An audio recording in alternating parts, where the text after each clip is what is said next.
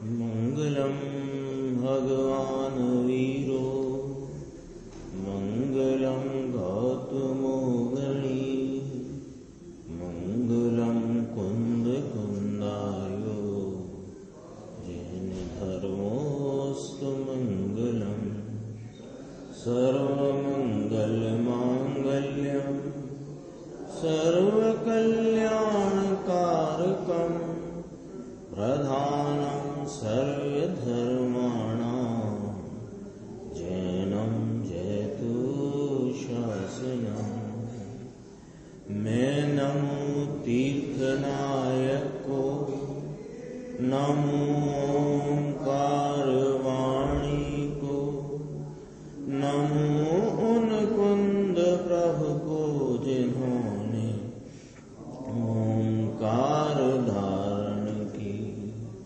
अहो उपकार जिनवर का कुंद का दिव्य वाणी का जिन कुंद ध्वनि दाता उन कहान स्वामी का। रमियूण जिणम वीरम अनंत वर्णान दंसन सहावम मोक्षामियम सारम केवली शुद्ध केवली वर्गम। नियम सार के परम आलोचना अधिकार की अपनी स्वाध्याय चल रही है। अभी जो अपन सीडी सुन रहे थे 137 नंबर का कलश निर्जरा अधिकार का कलश भी बहुत उत्कृष्ट है और उसका भावार्थ पंडित छावड़ा जी ने बहुत ही गंभीर उसमें चर्चा की है और गुरुदेव श्री के माध्यम से भी उसका अंतरंग का उकेल बहुत गजब का आया। यानी कई सारे पॉइंट ऐसे थे जो दोबारा स्मरण में लेने योग्य हैं। थोड़ी सी अपन चर्चा उसकी करते हैं।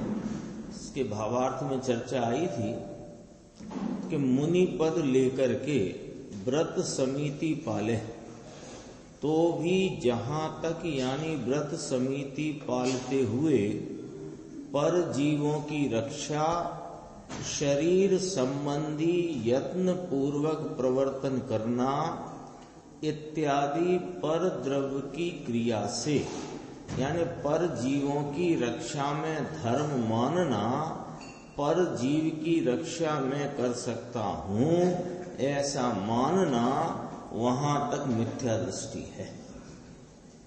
ये अपने 137 कलश के भावार्थ में पंडित जी ने ये चर्चा करी। तब गुरुदेव श्री ने अरे इसमें तो स्पष्ट ही सब कहा पर जीवों की रक्षा में धर्म मानना। तो इसकी व्याख्या में आगे और चर्चा जो आई तो गुरुदेव श्री ने 85 नंबर की गाथा याद की प्रवचन सार की, जिसमें कहा मनुष्यों और त्रियंचों के प्रति की करुणा का भाव मिथ्यात्व है। तो करुणा का भाव तो राग कहो, मिथ्यात्व क्यों कहते हो? पर जीवों की या उसमें मनुष्य और त्रियंच दो लिए विशेष, मनुष्य और त्रियंच के प्रति करुणा का भाव उसे राग कहो, मिथ्यात्व क्यों कहते हो?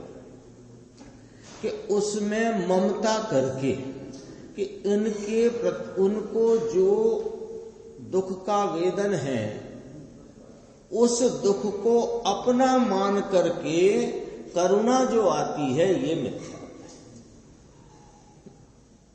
जो कोई त्रियंच है, कोई बाहर अभी सर्दी है, अब उसको उस सर्दी के प्रति अरोचकता है उस त्रियंच जीव को, और उस अरोचकता में उस अरोचक भाव का उसको वेदन है द्वेष भाव का। उस द्वेष भाव के वेदन में वह आकुलता का अनुभव कर रहा है। उसकी आकुलता को अपनी आकुलता मान करके करुणा करता है, ये मिथ्यात्व है। बोलो,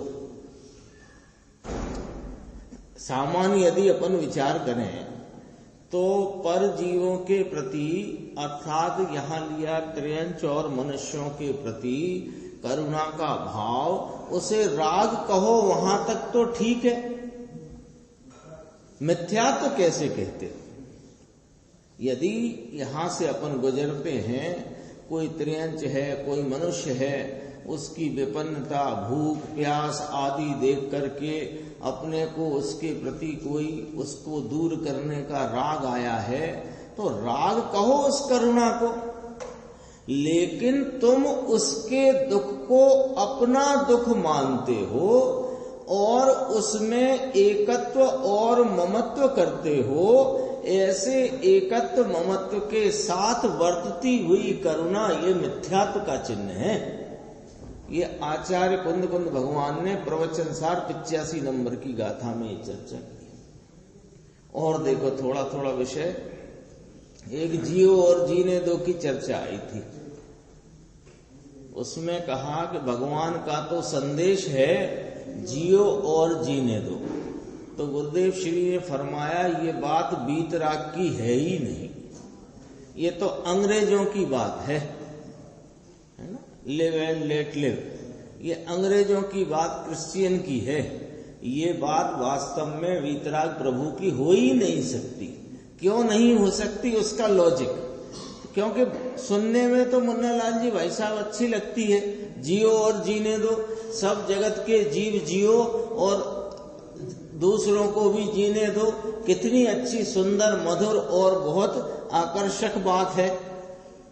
लेकिन वे कहते हैं ये बात वीतराग की हो ही नहीं सकती, है ही नहीं, वीतराग की नहीं है, इसका कोई लॉजिक दो आप। तो कहते हैं उसका लॉजिक है। अरे वीतराग की बात में तो ये बात भी नहीं है कि ये जीव आयुष्य से जीता है, ये बात भी नहीं है। अब 3 स्टेप आ गए, यहां पर 3 स्टेप आ गए। एक तो मैं जीऊं और दूसरों को जीने दूं, सब जिए और मुझे जीने दें, ये वाली बात तो है ही नहीं वीतराग की। दूसरा, अच्छा साहब ये बात अंग्रेजों की है, लेकिन जीवन तो आयुष्य प्रमाण है ना, तो आयुष्य से जीता है, ये बात तो जैन की रखो। ये बात तो जिनेंद्र परमात्मा की जिनवाणी में नहीं आई है क्या, आयुष्य से जीवन की? अरे भैया वो इस शरीर के जीवन की बात आई है, आयुष्य से जीता है। ये वर्तमान पर्याय में मनुष्य त्रियंच देवनार की जो पर्याय हो, उस पर्याय में वह उस शरीर संयोग में जो रहा है उसमें आयुष्य कर्म निमित्त है, उसमें जीव का जीवन कहां से आया? जीव का जीवन कोई एक गति वाला भी नहीं, और इस शरीर का संयोग, इसका नाम जीव का जीवन नहीं है।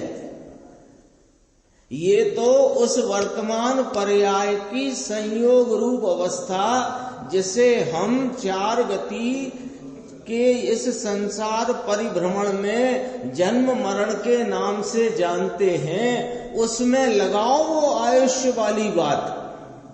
ये जीव का जीवन तो जीवत्व शक्ति से है। कितनी गंभीरता से इस बात का यहां पर प्रतिपादन गुरुदेव श्री ने किया, बोलो।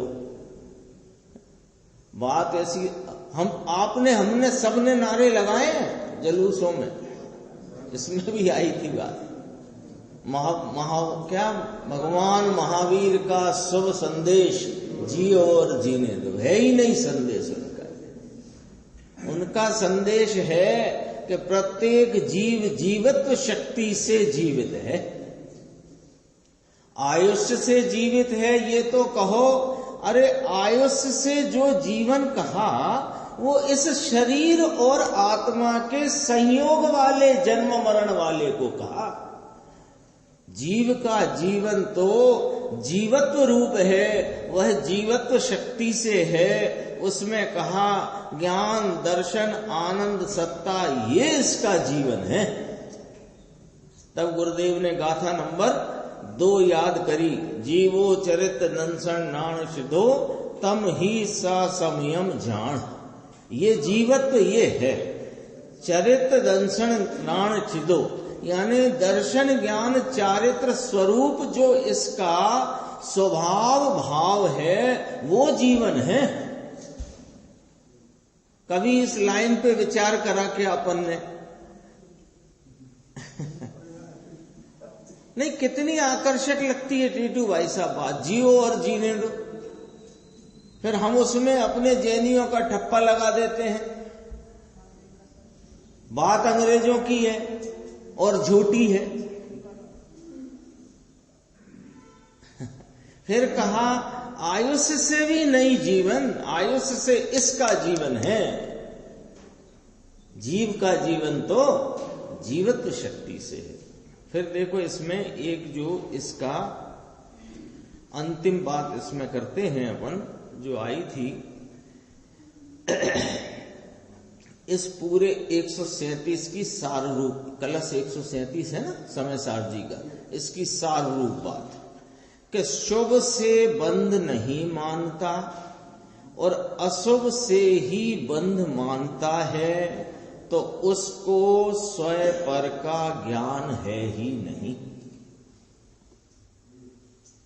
शुभ को तो यह मुक्ति का कारण या मुक्ति का मददगार मानता है और मात्र अशुभ से ही बंध मानता है। इसको स्वयं पर का भेद ज्ञान या स्वयं पर की भिन्नता का भान ही नहीं है। इसको देखो, ये पूरे कलश का सार है, इतना पूरे 137वें कलश का। तब इसमें अंत में एक बात कहते हैं, देखो उसी से जुड़ना जो अभी अपन ने एक लाइन कही, शुभ अशुभ भाव। तो वो गलती क्या कर रहा है जीव कि शुभ भाव को तो बंध का कारण मानता नहीं और मात्र अशुभ भाव को ही बंध का कारण मानता है। उसको स्वयं पर का भेद ज्ञान, स्वयं पर की भिन्नता का भान है नहीं। वह जिनेन्द्र परमात्मा के मार्ग में जैन धर्मी ही नहीं। अब कहते हैं कि इसकी गलती कहाँ थी। देखो, शुभ अशुभ भाव तो बंध के ही कारण थे और पर द्रव्य तो निमित्त मात्र ही था। शुभ अशुभ भाव अनादि संसार में रखड़ते भटकते आए हैं कि नहीं आए, तो उसमें शुभ अशुभ भाव तो बंध के ही कारण थे और पर द्रव्य तो निमित्त मात्र ही था। ये पर द्रव्य से बंध मानता है, शुभ पर द्रव्य से बंध मानता है और शुभ भाव से मुक्ति मानता है, अशुभ भाव से बंध मानता है। तो कहते हैं कि उसने विपर्य रूप माना है, विपरीतता है वस्तु के स्वरूप की संबंध में उसकी यह बड़ी मोटी विपरीतता है। पर द्रव्य से शुभ भाव हुआ, ये मोक्ष का कारण है और अशुभ ये बंध का कारण है, ऐसा माना तो उसने विपरीतता रूप माना ही है। कहते हैं कि जब तक पर द्रव्य से भला बुरा मानता है तब तक उसको उसके प्रति राग द्वेष करता है और वहां तक वह सम्यक दृष्टि नहीं है। ये चर्चा 137वें कलश की कल भी चली थी, आज भी चली। आज आधे प्रवचन में, आधे घंटे में ही कितनी गंभीर गंभीर बातें हैं। अपन चलते हैं अपना नियम सारजी परमागम ग्रंथ परम आलोचना अधिकार का 163वां कलश, उसमें जो चर्चा थी यहां से अपनी बात आगे बढ़ती है कि जो आत्मा है वो शुद्ध है। इसमें कहा था जो अक्षय अंतरंग गुणमणियों का समूह है, जिसने सदा विशद यानी अत्यंत निर्मल शुद्ध भाव रूपी अमृत के समुद्र में पाप कलंक को धो डाला है, ये भी बात एक पर्याय दृष्टि से कही गई। ये तो स्वयं अमृत के समुद्र स्वरूप ही है, क्या धो डाले। पाप कलंक जिसमें है ही नहीं, वो धोने की बात कहां से करे।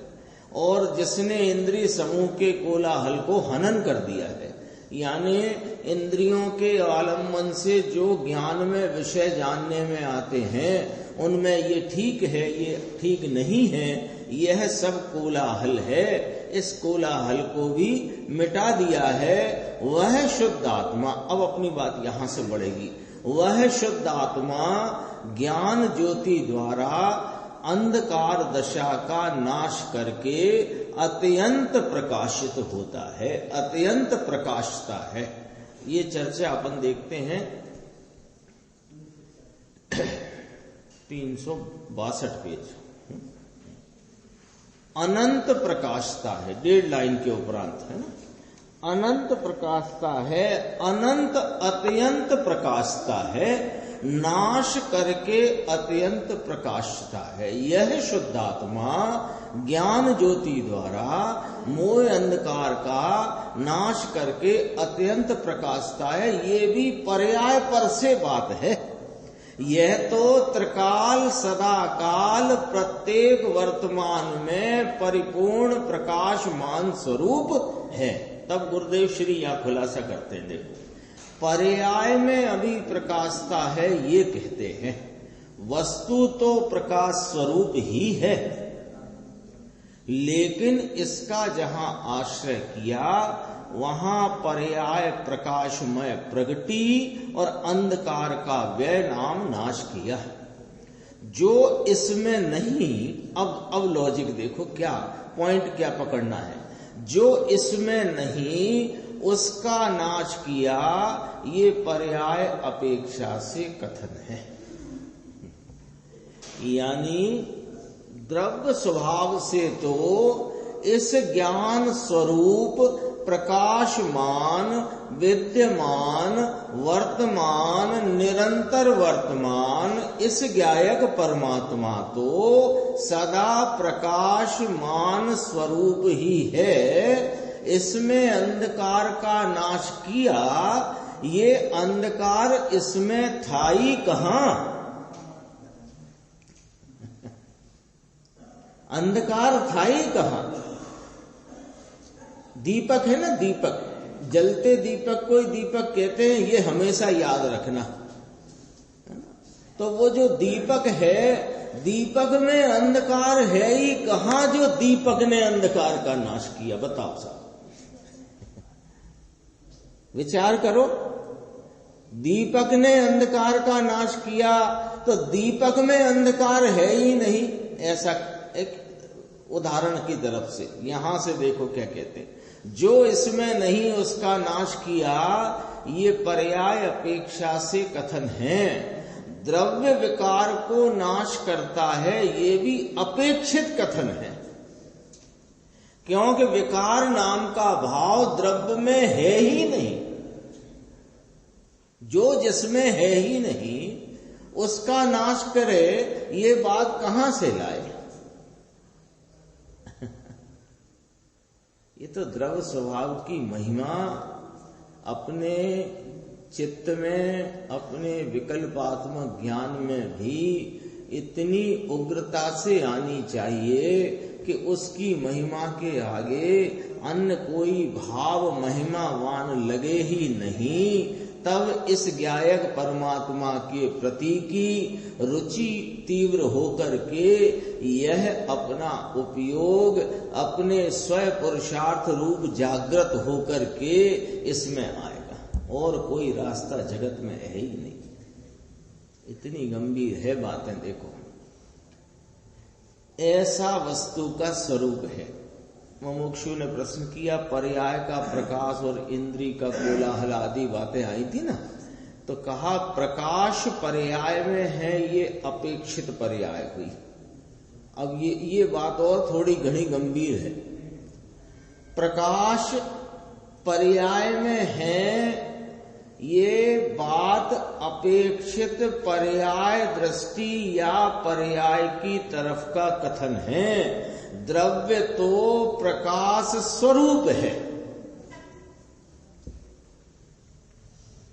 द्रव्य अपना यह ज्ञायक परमात्मा ज्ञाता दृष्टा ज्ञान स्वरूप, यह तो खरे खर प्रकाश स्वरूप है।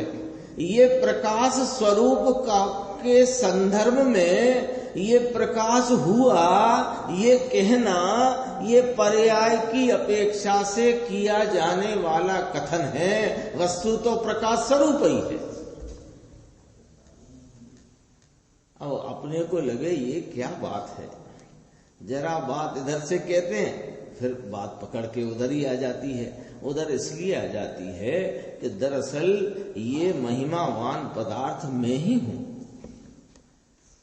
जिसकी यहाँ गीत गाए जा रहे हैं, जिसकी यहाँ चर्चा चल रही है, वो मैं ही तो हूं। तो उसके में प्रकाश हुआ, अंधकार का नाश हुआ। ये अभी नास्ती का कथन था ना, तो का अंधकार इसमें है ही नहीं। तो अंधकार का नाश हुआ, वो प्रकाश हुआ। अब प्रकाश हुआ के संदर्भ में भी कहते हैं कि हुआ क्या, ये तो प्रकाश स्वरूप है। थोड़ा इसमें ये चर्चा में लगेगी तो ऐसी गोलमोल सी, लेकिन इसमें कहाँ ले जाना चाहते हैं ज्ञानी धर्मात्मा अपने धर्म पिता पूज्य गुरुदेव श्री इसकी व्याख्या करते हुए कहाँ ले जाना चाहते हैं। वो उस भाव को हमारे ख्याल में लाना चाहते हैं कि जिसमें अंधकार का नाश हो और पर्याय में प्रकाश हो। इन सब बातों की गुंजाइश ही नहीं। ये स्वयं त्रिकाल सदा काल निरंतर वर्तमान प्रत्येक पर्याय यानी प्रति समय प्रकाशमान स्वरूप है। उत्पाद और व्यय की अपेक्षा हो गई इसमें। तो ये कहा ना प्रकाश हुआ, ये तो उत्पाद व्यय की अपेक्षा हो गई। उत्पाद व्यय की क्या हो गई कि वो प्रकाश का उत्पाद हुआ, अंधकार का व्यय हुआ। ये तो अपेक्षित बात है।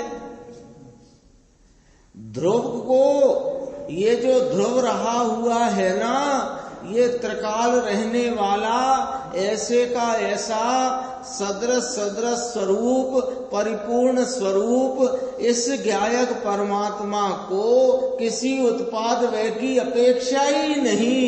यह तो अपने परिपूर्णता के भाव से परिपूर्ण रूप से सदा काल रहा। एक एक लाइन में कितना भाव है देखो।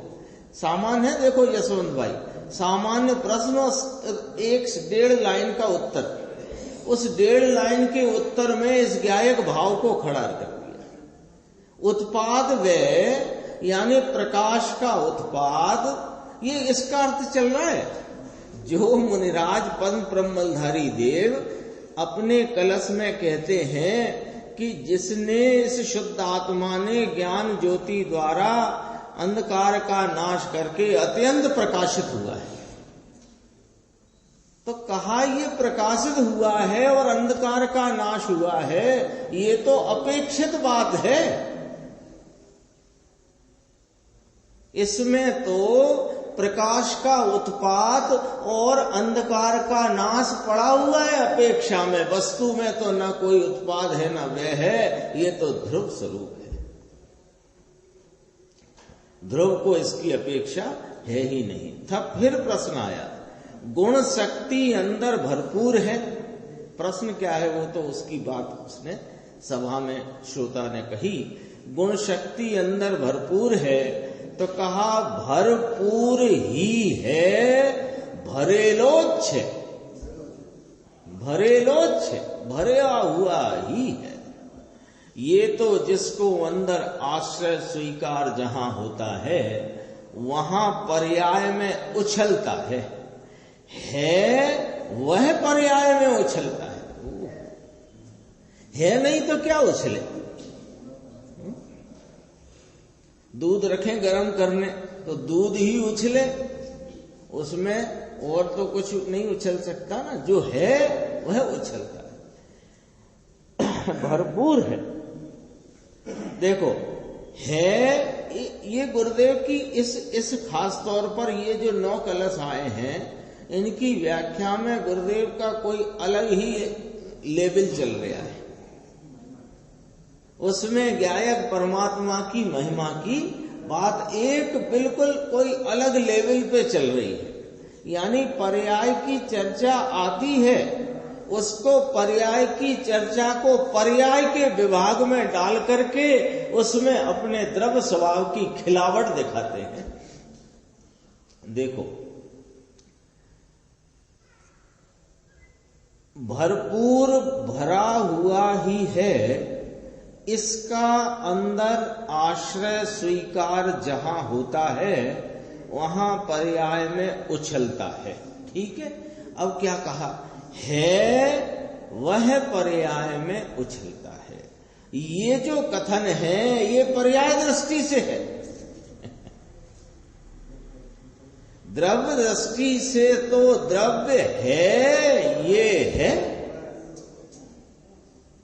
उछलता है, ये कथन तो पर्याय की तरफ से है।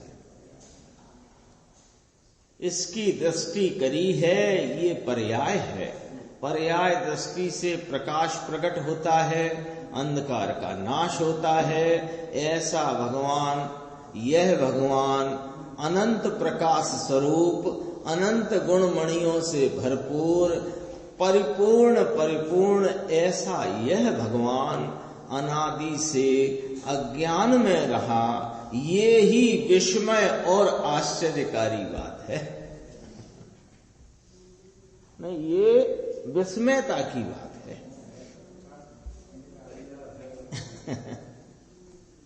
ऐसा कोई समय नहीं रहा अनादि से जब इसके एक भी गुण में अपूर्णता आई हो। अनंत गुणों की परिपूर्णता से भरपूर अखंड एक अभेद पुंज रूपता इसकी स्खलित हुई ही नहीं है, लेकिन फिर भी पर्याय में ये अनादि से अज्ञान में रहा। ये ही कोई आश्चर्यकारी बात है, ये ही विस्मय और आश्चर्य है। ऐसी चीज समझ में आया, ऐसी महाप्रभु की चीज, अनंत गुणमणि रतन की खान, ये अंधकार में अज्ञान में रहा, राग में रहा। ये ही कोई विस्मय यानी आश्चर्य है।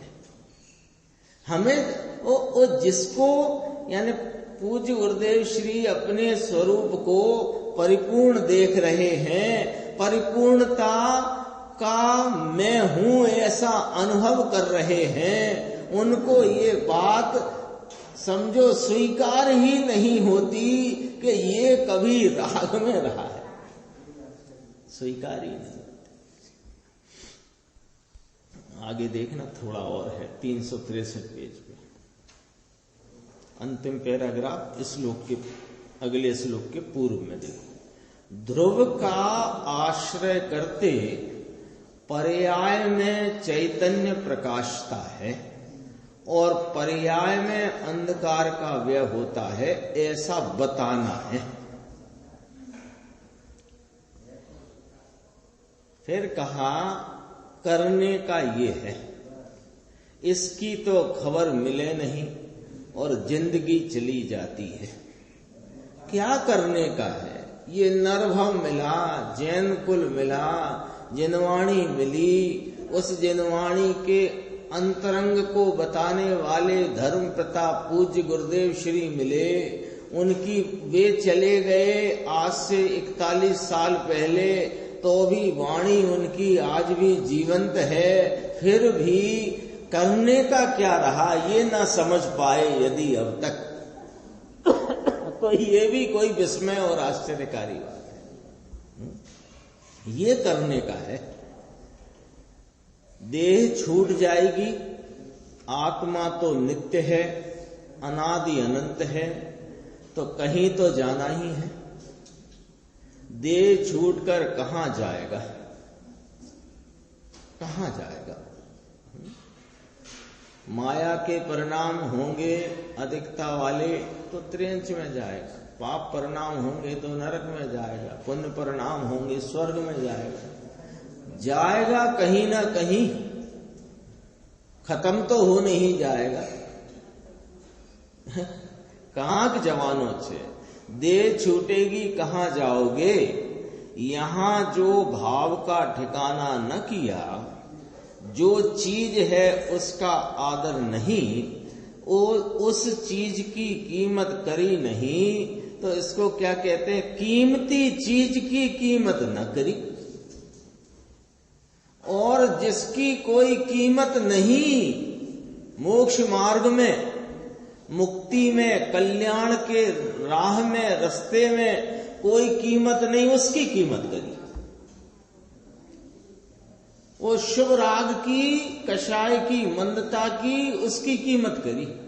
और इस कीमती चीज की कीमत न करी, नहीं कीमती उसकी कीमत करी है, सो भैया ये तो कहीं रखड़ने में ही जाएगा। देह को छूटने का काल तो अल्प काल है। देखो अभी सबको यहां अभी जागृत करते हैं कि देखो 50 वर्ष चले गए, अब 50 वर्ष तो कोई बचे नहीं है। यानी मोटा गणित अपन सबका, जितनी आयु बीत चुकी है उतनी नहीं बची है। कोई जैसे पूछता है ना कि हमारी कितनी आयु बची है, कोई ऐसा बहुत ज्योतिषियों से, तो यहां तो सीधा एक ही गणित है कि जितनी बीत गई उतनी नहीं बची है, जाओ। और अब भी न कर पाए तो कहां जाओगे? तो गुरुदेव श्री की भाषा में कहते हैं, बंटोलिया ना तरना कहीं जाई ना पड़ से, कहां जाकर के गिरेगा पता नहीं लगेगा। अब वास्तव में अब तो समय बिल्कुल व्यर्थ गंवाने जैसा नहीं है। फिर रहने का तो अनंत काल है, जीव तो अनंत काल रहने वाला। अभी अपन ने देखा ना, जीव तो जीवत्व शक्ति से जीवित है, लेकिन जिसने यह अपनी नित्य चीज की महिमा, कीमत और महात्म नहीं जाना, इसको पर ये पॉइंट पकड़ना जरा। जिसने, अपन उल्टा पकड़ते हैं, यहां सीधा पकड़ना है, जरा ध्यान से पढ़ते हैं। देखो, जिसने इस अपनी नित्य चीज की महिमा, कीमत और महात्म नहीं जाना, इसको पर तरफ की महिमा और महात्म छूटता नहीं है। और पर तरफ की महिमा और महात्म नहीं छूटता, इसलिए पर संयोग इसको नहीं छूटता, और पर संयोग में ही इसका अवतार यह धारण करता रहता है।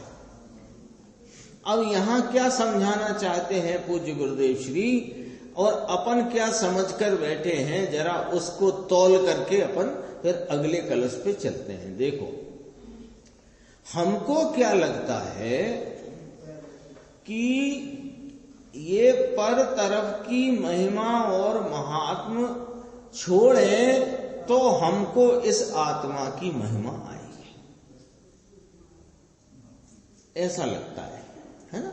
पर तरफ की महिमा छोड़े तो आएगी। वे कहते हैं कि ये अपनी नित्य चीज, अब इसकी महिमा करने का क्या उपाय है कि इसका जैसा स्वरूप कहते हैं आचार्य परमात्मा ज्ञानी धर्मात्मा, उसको यथार्थतया अपने विकल्प भाव में देख करके और जान करके उसका निर्णय करे और उस तरफ का अवलन करे, उस तरफ झुकाव करे, तो इसका कार्य होए। तो महिमा अपनी आए नहीं तो पर की छूटती नहीं। उल्टा मामला बिठा रखा है कि पर की महिमा छोड़ने से अपनी महिमा आएगी। यद्यपि कि अरस परस है बात, लेकिन वो जो वजनदार है उसकी महिमा में आना ज्यादा जरूरी है। यानी पहले में अपन ने और भी अभी 1-2 दिन 4 दिन में बात करी कि पहले इससे तो भेद ज्ञान ऐसा कहते ना, अभी तो शरीर से ही इतना एकत्व पड़ा है, आत्मा कैसे समझ में आएगी अथवा आत्मा की महिमा कैसे आएगी। अरे तुम आत्मा की महिमा करके उसका आलम्बन लो, सबसे छूट जाओगे। रास्ता ही है। 164 कलश है, देखो संसार घोर सहजादि विरीव रौद्रै दुखादिभि प्रतिदिनं परितप्यमाने लोके क्षमामृतमयी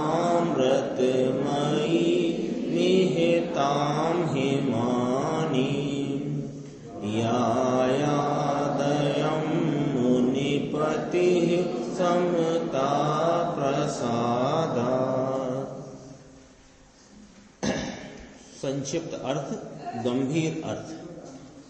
संसार का घोर, सहज इत्यादि रौद्र दुखादिक से प्रतिदिन परितप्त होता इस लोक में, है ना। अभी इतना देखना, संसार का घोर, फिर सहज का नीचे फुटनोट है, देखो यहाँ सहज का नाम ऐसे तो शाब्दिक अर्थ स्वाभाविक है, पर संसार का घोर उसके साथ जो सहज शब्द का प्रयोग किया है ना, तो उस हिसाब से फुटनोट देखो। साथ में जन्मा हुआ यानी स्वाभाविक, है ना। ये सहज शब्द है ना, इस सहज शब्द का शाब्दिक अर्थ है साथ में जन्मा हुआ या स्वाभाविक, है ना। सहज गुण माने वस्तु के साथ ही जन्मे हुए माने रहे हुए। हाँ, अब इसको संसार से जोड़ के कहा, निरंतर वर्तती आकुलता रूपी दुख तो संसार में स्वाभाविक ही है, अर्थात संसार स्वभाव से ही दुखमय है। हाँ, वो चाहे देवगति का विमान हो कि नरक का तो अब कहना ही क्या, वो मनुष्य में आया हो, अरबों खरबों की संपत्ति, कोठी महल, दो महले कितने भी हों, सब स्वभाव से ही दुखमय हैं। वे तो वस्तुएं हैं, तुम उसमें ममता करते हो और दुखी होते हो। उसके उपरांत तीव्र असाता आदि का आश्रय करने वाला घोर दुखों से भी संसार भरा हुआ है।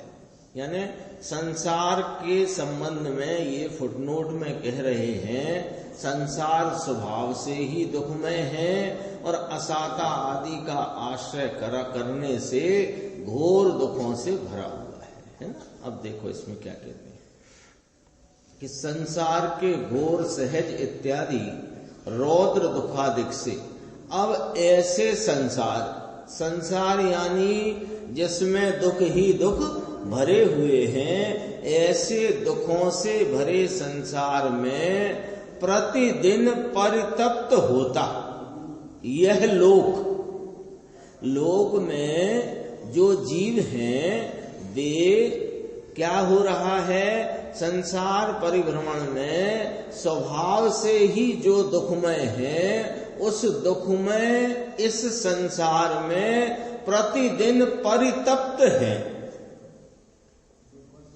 परितप्त है माने सिक रहे हैं, सादा भाषा में सिक रहे हैं, जल रहे हैं। उसमें ये संसार में जबकि जीव अपने स्वभाव का आलम्बन न लेने के कारण प्रतिदिन इस दुख भरे हुए संसार में जल रहे हैं, वहीं जिन्होंने अपने स्वरूप का आलम्बन लिया है, जिन्होंने अपने ज्ञायक परमात्मा का आश्रय लेकर के उसमें प्रतीति करी है, उसकी आराधना कर रहे हैं, वे मुनिवर समता के प्रसाद से, समता नाम साम्य भाव चारित्र स्वरूप रमणता, समता के प्रसाद से क्षमामृत मय जो हिम राशि, शम माने सुख, अमृत सुखामृत स्वरूप जो हिम राशि बर्फ का ढेर उसको प्राप्त करते हैं। अरस परस बात करी कि इस संसार में जीव अपने स्वरूप को भूलकर इस संसार जो कि स्वभाव से ही दुख रूप है, उसमें प्रतिदिन जल रहे हैं। और जिन्होंने इस संसार से दूर, संसार से अतिरिक्त अलग जो अपना मुक्त स्वरूप आत्मा है, इसका आलम्बन लेकर उसकी आराधना में वर्तन कर रहे हैं, वे हिम राशि माने बर्फ के ढेर पर बैठे हैं या उसका आनंद लेते हैं, उसको प्राप्त करते हैं। थोड़ा सा देख लेते हैं इसको, 2 मिनट है। श्लोकार्थ नीचे, संसार के घोर सहज इत्यादि रौद्र दुखादिक से प्रतिदिन क्या कहते हैं कि पर्याय में जो संसरण दशा, संसरण दशा माने स्वरूप से च्युत होकर वर्तने वाली दशा, उसको कहते हैं संसरण दशा। जैसे कोई मार्ग पर सीधा जाता हो और मार्ग छोड़कर वह पगडंडी में कार चलाते ना, कार तो रोड पे सीधी जाती हो और रोड से उतर करके वो कच्ची मिट्टी में आ जाए तो उसे संस्कृत भाषा या साहित्यिक भाषा में कहेंगे संसरित हो गई, खिसक गई, च्युत हो गई। तो कहते हैं पर्याय में जो संसरण दशा, विकारी दशा, मिथ्यात्व दशा, ये सहज से जन्मी हुई स्वाभाविक है। जैसे वस्तु स्वाभाविक है, ऐसे घोर संसार की उत्पत्ति भी स्वाभाविक अनादि से है। समझ में आई बात? इसलिए सहज शब्द का यहाँ उपयोग किया है।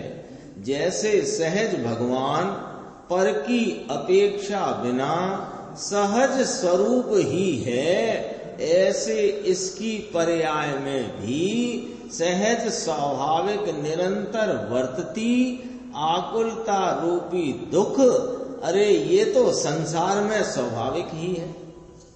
जहां हुए वहां विकल्प की कोलाहल, संकल्प और विकल्प की कोलाहल की जाल संसार में चिपकी हुई है। नीचे देखना अंतिम पंक्ति, सहज निरंतर वर्तती आकुलता रूपी दुख तो संसार में स्वाभाविक ही है। ये संयोग के कारण से दुख दशा नहीं है। एकदम सीधी सच्ची समझने वाली बात है। संसार में दुख क्यों है? कि संसरण के कारण है। संसार में दुख संसरण के कारण है। अनेक प्रकार के जो संयोग वस्तुएं पदार्थ हैं, उनसे दुख नहीं है। कहां ऐसी व्याख्या मिलेगी? बोलो साहब। इसमें विकल्प की जाल ही मात्र खड़ी करी है। इसने विकल्प की जाल खड़ी करी है और उससे यह स्वयं अपनी पर्याय में दुख का वेदन कर रहा है। ये किया, यह रखा, ये लिया, इसका किया, यह किया, ऐसी सहज रौद्र दुखादिक, रौद्र शब्द का प्रयोग किया। उसके उपरांत तीव्र असाता आदि का आश्रय करने वाले घोर दुखों से भी संसार भरा हुआ है।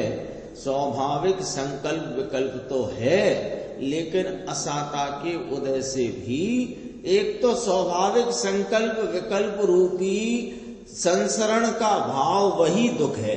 स्वरूप से संसरत हो गया है, स्वरूप से च्युत हो गया है, अपने ज्ञाता दृष्टा आनंद स्वभाव से हट गया है। ये तो सीधा सीधा दुख का भाव है ही। फिर और उसी को समझा के कहते हैं कि ये तीव्र असाता आदि का आश्रय करने वाले, तो असाता के उदय से, असाता का आश्रय करने वाले का अर्थ करते हैं असाता का उदय। पूर्व में जो परिणाम तुम्हारे हुए, उनके निमित्त से जो बही खाते में तुम्हारी नामे जमा हुई, उसका जो स्थिति तिथि पूरी होकर के वो उदय में आई, उसके निमित्त से सामग्रियों का संयोग वियोग हुआ, तो उनका लक्ष्य करके तुम जो प्रतिकूलता का अनुभव करते हो, इस संसार में संयोग चले आते हैं, तुम्हारा लक्ष्य जाता है और तुम उनके कारण प्रतिकूलता का अनुभव करते हो, सो उसका पार नहीं है। दो बातें करी, इसमें और चर्चा अपन आगे की स्वाध्याय में करें।